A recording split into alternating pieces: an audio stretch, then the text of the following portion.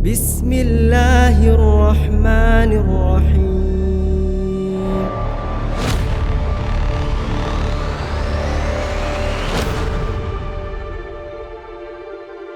Assalamualaikum warahmatullahi wabarakatuh. Alhamdulillah, wassalatu wassalamu ala rasulillah. Segala puji dan puja kehadirat Allah subhanahu wa ta'ala, juga salawat dan taslim kepada Nabi besar Muhammad sallallahu alaihi wa ala alihi wa sahbihi wasallam. Jadi di sini nasihat khusus ya dalam sub-bahasan ini tentang masalah bagaimana kalau seorang istri, suaminya itu memiliki permasalahan dalam ekonomi. Misal, tadinya dia orang mampu, tiba-tiba sekarang bangkrut, ya, usahanya terlilit utang misalnya. Atau dia dalam tahap mulai coba membangun ekonominya, tapi ternyata belum berhasil. Ya. Sementara si istri berharap keadaan ekonomi suaminya lebih baik, sehingga memang akan memberikan fasilitas juga yang lebih baik ya untuk dia dan anak-anaknya. Beliau mengatakan dalam subbab ini menyikapi kesulitan ekonomi yang dilalui suami. Beliau mengatakan, janganlah engkau hanya menginginkan suamimu mengabulkan segala permintaanmu dan mendatangkan segala keinginanmu tanpa memperhatikan sedikit pun kesulitan ekonominya. Subhanallah, ini realita ya. Banyak di antara wanita tidak sama sekali mau tahu tentang keadaan ekonomi suaminya. Bahkan dia pikir suaminya bohong pada saat memang mengatakan saya tidak punya. Sehingga akhirnya yang ada adalah ocehan, cacian, ya, menyudutkan dan menyalahkan, apalagi sampai menuduh, ya, yang merupakan bagian daripada dosa-dosa semuanya di sisi Allah Subhanahu Wa Taala. Maka akhirnya membuat sang suami karena ingin mencari ya kebahagiaan buat istrinya terpaksa utang. Terpaksa kalau orang yang kurang imannya mungkin korupsi, manipulasi data. Dan berapa banyak ya suami-suami akhirnya dihukumi melakukan kriminal hanya karena permintaan dan tuntutan dari istrinya. Karena sudah terlanjur tertanam dalam hati rasa cinta, akhirnya dia memenuhi kebutuhan istrinya. Tanpa dia memperdulikan lagi keadaan dia. Dan ini yang banyak terjadi realitanya. Subhanallah, sub-bahasan ini penting sekali. Beliau langsung melarang setiap muslimah kalau mengaku beriman kepada Allah dan hari akhir, janganlah engkau hanya menginginkan suamimu mengabulkan segala permintaanmu dan mendatangkan segala keinginanmu tanpa memperhatikan sedikit pun kesulitan ekonominya. Tapi engkau harus memperhatikan kondisi psikis dan fisik yang sedang dialaminya. Tidak diragukan lagi bahwa ketidaktanggapan istri terhadap kondisi suami akan memperluas kerenggangan di antara suami istri tersebut. Ya, sampai pada tingkat nanti hanya suami jenuh. Karena yang ada, kenapa sih nggak kerja tambahan? Kenapa sih nggak lembur? Kenapa sih nggak begini dan begitu? Kenapa tidak seperti temanmu si fulan, atau sepupumu si fulan, atau keluargamu si fulan? Suami dibanding-bandingkan dengan laki-laki lain. Dan ini bagi laki-laki ini sangat mencoreng wibawa dia. Dan hal itu akan menghasilkan banyak efek-efek negatif. Ya, akhirnya suami mulai angkat suara. Uniknya, sebagian istri semoga Allah berikan hidayah, dia malah ya menilai suami di saat suaminya angkat suara, padahal dia pemicunya. Ya. Subhanallah, di sini kemahaadilan Allah, Allah akan catat dan akan diminta pertanggungjawaban hari kiamat. Ingatlah sabda Nabi SAW, awal yang dihisap pada hari kiamat bagi seorang wanita, salat dan hubungannya dengan suaminya. Hati-hati saudari muslimah. Suamimu bisa surgamu atau jadi nerakamu. Dan itu yang kata Nabi SAW kepada seorang wanita yang datang ke rumahnya.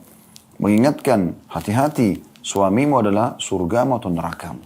Di saat Anda bisa merangkulnya dengan penuh kasih sayang, Anda menanamkan kebahagiaan, kepuasan, Anda tunjukkan rasa berterima kasih dengan apa yang sudah dia siapkan, sehingga dia pun merasa pengorbanannya bernilai, maka itu pahala di sisi Allah SWT.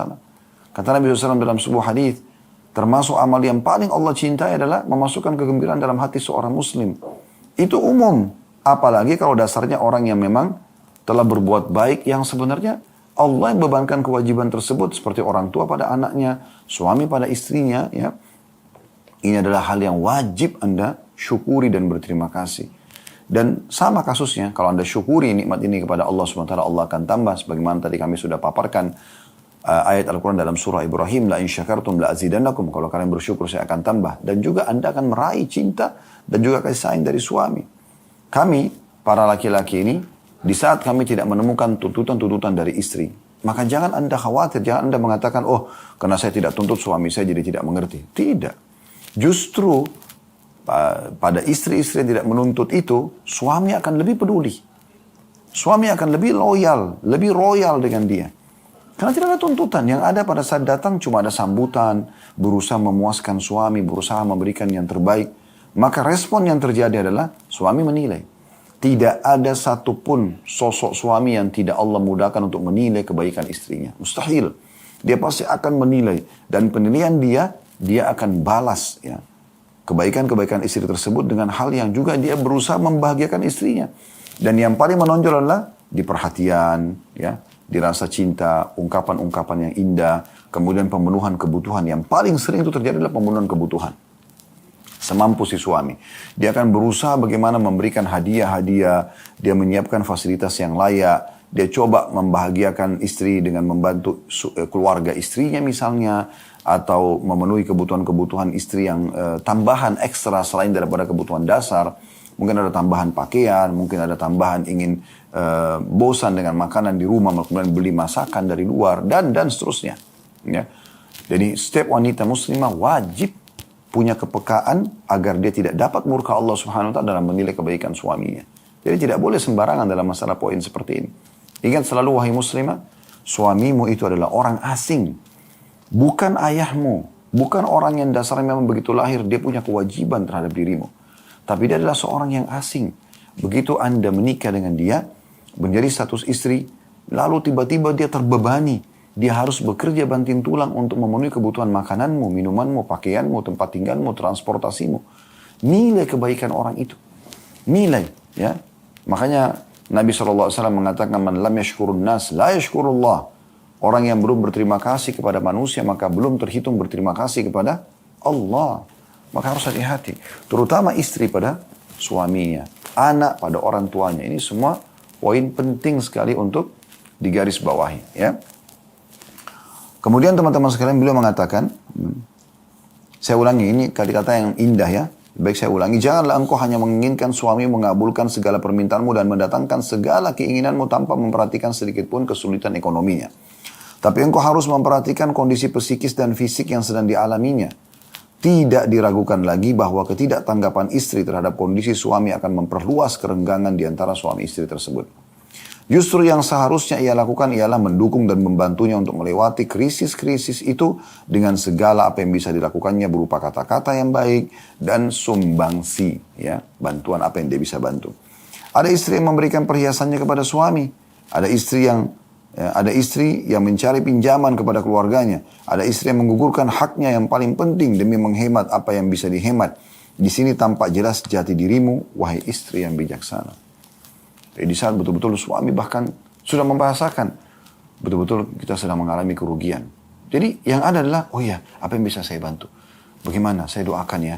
Dengan tulus dia mendoakan suaminya, ya di waktu-waktu yang memang dia bisa mendoakan, gitu kan?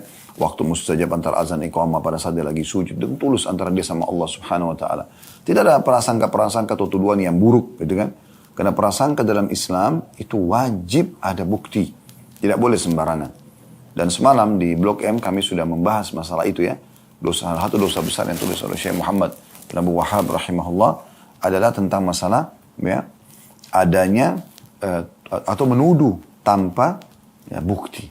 Ini dosa besar, bukan cuma dosa, ini dosa besar.